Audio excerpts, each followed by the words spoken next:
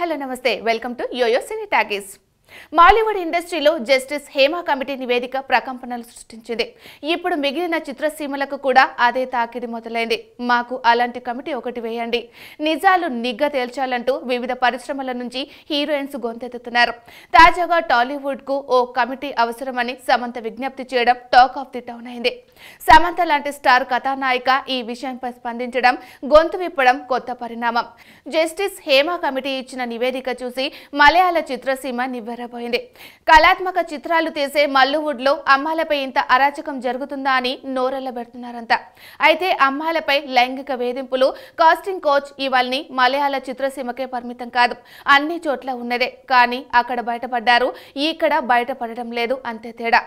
టాలీవుడ్ లోనూ casting coach బాధితులు చాలా మంది ఉన్నారు. వాళ్ళంతా ఇప్పుడు బయటకి రావాల్సిన అవసరం ఉంది. వీళ్ళని సంఘటిత పరిచాలంటే ఎవరో ఒకరు గొంతు విప్పాల్సిందే. జరుగుతున్న అన్యాయాల గురించి మాట్లాడాలి, కానీ పిల్లి మెడలో గంట కట్టేదెవరు? సమంతల మిగిలిన కథానాయకులు బయటకు వచ్చి మాట్లాడతారా? టాలీవుడ్ కు హేమా కమిటీ లాంటిది కావాలని డిమాండ్ చేస్తారా? అసలు ప్రభుత్వాలే వీటిపై ప్రత్యేకంగా దృష్టి సారించాల్సిన అవసరం ఉంది. సినిమా సెట్లలో అమ్మాయిలకు కనీస గౌరవం దక్కుతుందా?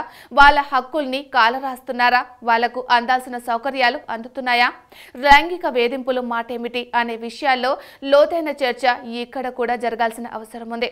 ఒకరిద్దరు కథానాయకులు మా బాధలు ఇవి అని ధైర్యంగా బయటకు చెప్పుకుంటే మరికొంతమంది తమ సమస్యలు చెప్పుకోవడానికి ముందుకొస్తారు. ఇప్పుడు ఎవరైనా సరే తమ ఇబ్బందులు చెప్పుకోవడానికి మీడియా ముందుకే రావాల్సిన అవసరం లేదు. వాళ్ళ చేతుల్లో సోషల్ మీడియా ఉంది. ఫేస్బుక్, ట్విట్టర్, ఇన్స్టాగ్రామ్ల ద్వారా తమ సమస్యలను చెప్పుకుంటే దానిపై తప్పకుండా చర్చ జరుగుతుంది. అన్నిటికంటే అరాచకం ఏమిటంటే జూనియర్ ఆర్టిస్టుల వేదన. వాళ్ళని మలయాళ చిత్రసీమలో బానిసలుగా ట్రీట్ చేస్తారని, కనీసం బాత్రూమ్ సౌకర్యాలు కూడా ఇవ్వడం లేదని హేమా కమిటీ తన రిపోర్టులో స్పష్టంగా పేర్కొంది. ఎండలో గంటల తరబడి నిలబడతారు. షార్ట్ గ్యాప్ లో వాళ్లకు మంచినీళ్లు లాంటి కనీస సౌకర్యాలు కూడా ఇవ్వరని, షూటింగ్ లో గాయమైతే అమ్మాయిలకు ఒకలా అబ్బాయిలకు మరోలా జూనియర్ ఆర్టిస్టులకు వేతనాలు చెల్లిస్తారు. ఈ విషయంలో శ్రమ దోపిడీ స్పష్టంగా కనిపిస్తుంది. టాలీవుడ్ లో జూనియర్ ఆర్టిస్టుల పరిస్థితి కాస్త నయం అని చెప్పొచ్చు. జూనియర్ ఆర్టిస్ట్ అసోసియేషన్ వాళ్ళ భద్రత కోసం అహర్నిశలు కష్టపడుతుంది. అయితే వేతనాల విషయంలో అన్యాయం జరుగుతుంది. మీడియేటర్లకు కమిషన్ రూపంలో వచ్చే రాబడికి కోత పడుతుంది.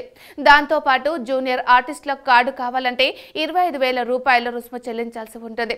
రోజుకి 500 నుంచి 700 రూపాయలు సంపాదించే వాళ్లకు 25,000 అంటే కష్టమే.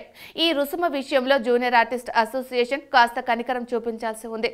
అంతేకాదు మీడియేటర్ల కమిషన్ పై కూడా ప్రత్యేకమైన దృష్టి సారించాల్సిన అవసరం ఎంతైనా ఉంది.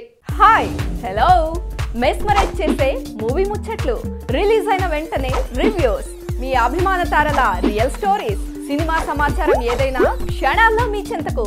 మరింకెందుకు ఆలస్యం, యోయో సినీ టాకీస్ ని సబ్స్క్రైబ్ చేసుకోండి.